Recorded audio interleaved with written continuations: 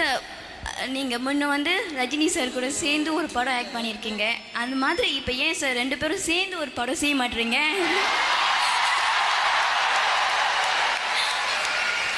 நாம் முதல்ல செஞ்ச முடிவை சொல்லலாமா? அது ஏன் பண்ணோங்கிறது இது ஒரு சின்ன கதை. சாரி, சொல்லி தான் ஆகணும். எங்கள் கதை தான். அவர்கிட்ட காப்பி ரைட்ஸ் 2 பேருக்கும் சொந்தம், அதனால் பர்மிஷன் இருக்குது.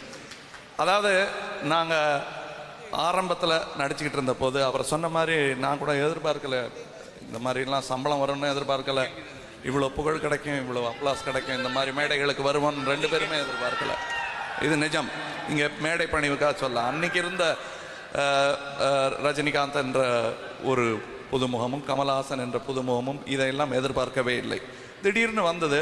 2 பேரையும் போட்டு படங்கள் எடுத்தாங்க. வெற்றி பெற ஆரம்பித்தது.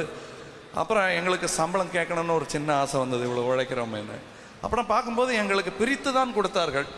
அப்புறம் ஏதாவது ஒரு வேஷம் சின்ன வேஷமாக இருக்கும். 2 வேஷமே நல்ல வேஷமாக அமையிறது எப்போவாவது ஒரு நேரத்தில் தான் அமையும் அந்த கதை.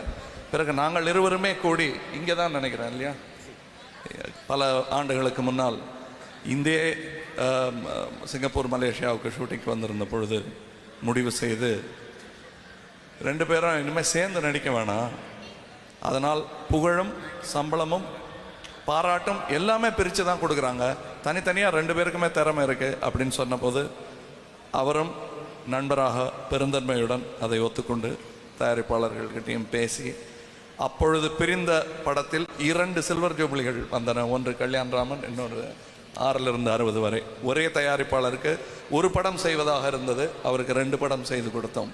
அதான் காரணம். ரொம்ப ரொம்ப ரொம்ப தேங்க்ஸ் சார்.